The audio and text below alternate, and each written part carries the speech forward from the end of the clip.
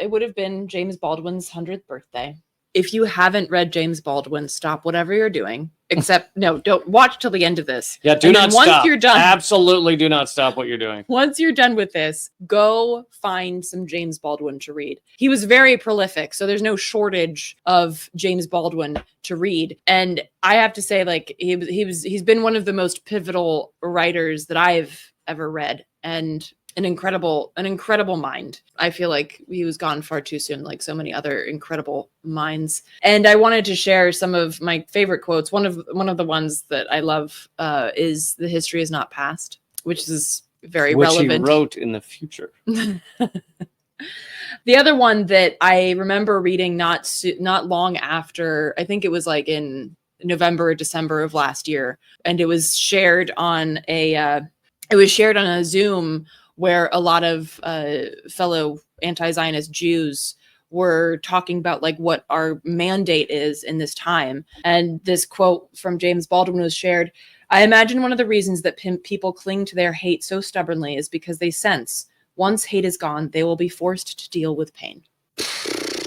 I mean, well said. Well, and one of the things he was known for, which you just made clear, is these kind of perfect sentences that 10 words and you can think about it for half an hour or something. Oh, like days. That sat with me. I marinated in that one for a while. But I mean, that's the thing. I can read James Baldwin books at a snail, and I'm a very fast reader, but I read James Baldwin at a very slow rate because every sentence I'm like, oh, I need to step back for a second and just take that in.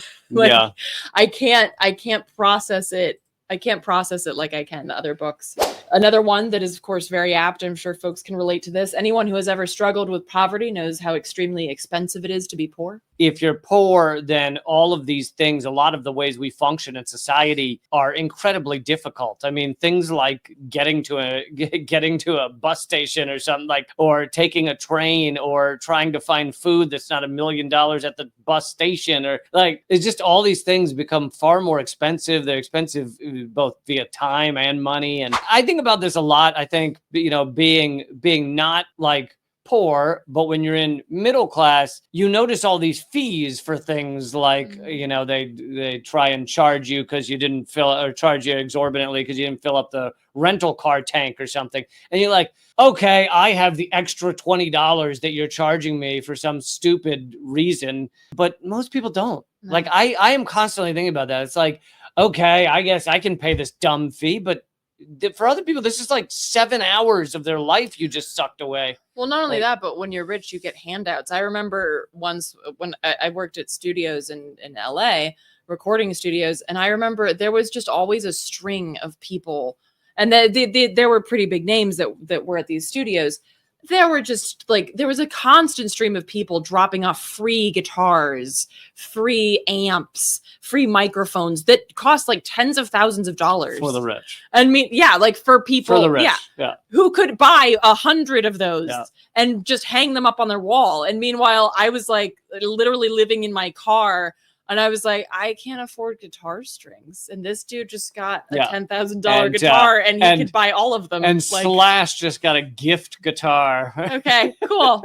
So that's also, a big issue. And those are just like physical handouts, but of course, like tax cuts for the rich. It's like the tax bracket that you're in, if that you can barely pay rent, is a shittier tax bracket than Elon Musk. It's like, okay, that's cool. But furthermore, the rich have a variety of ways to get around most of their taxes. So even though the tax percentage may be whatever, 20 whatever percent, they just have a lot of ways, a lot of loopholes to get out of paying actual taxes. Mm-hmm. Another one that I really, really love is also one that speaks to the diaspora, whatever that might be for folks. Perhaps home is not a place, but simply an irrevocable condition. I love that. The paradox of education is precisely this, that as one begins to become conscious, one begins to examine the society in which he is being educated, which also is why they don't teach you shit in school here. I often think it's like, man, if I had just not read...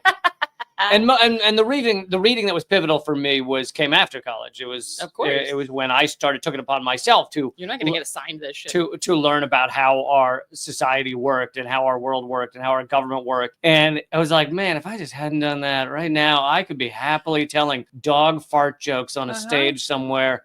Be so beautiful. Sorry you missed out on the dog park jokes. But yeah, of course. Like, I was never assigned James Baldwin in school, and I went to a good school. And this is something I remember I was reading Revolutionary Suicide, which is the autobiography by Huey P. Newton, the co-founder of the Black Panther Party. He learned to read in not in school. He learned to read because he went to the library in Oakland and taught himself to read by reading Plato, which that's no, how that it's like works. starting with the most difficult. Was it pop-up Plato? Because you maybe could.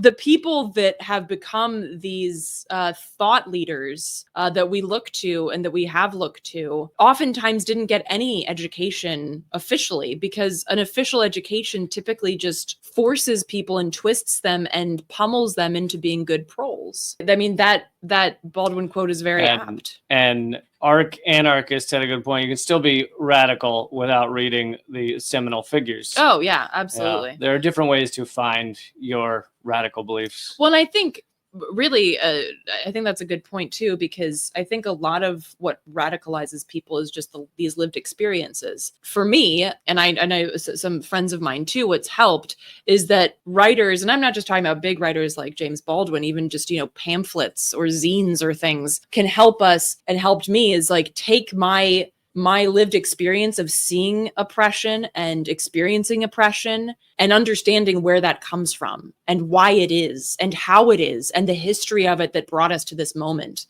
So I think that that's important, that political education, but that doesn't necessarily have to be what radicalizes you. And I think that most people are radicalized before they start reading these, because they wouldn't go looking for that if they hadn't already started feeling radicalized. And I'll just share this last one because I love it. James Baldwin has written a lot about the role of artists and poets, and a lot of those quotes are so special to me. This one I think is really poignant. The role of the artist is exactly the same as the role of the lover. If I love you, I have to make you conscious of the things you don't see.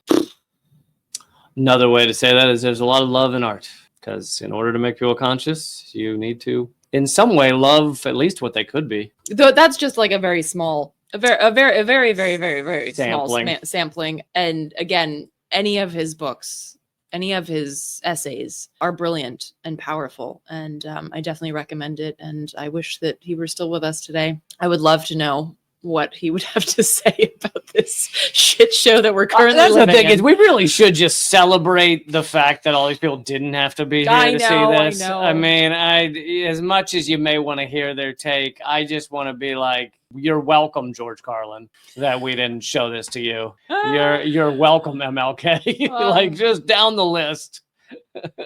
That you didn't have to see the shit we become.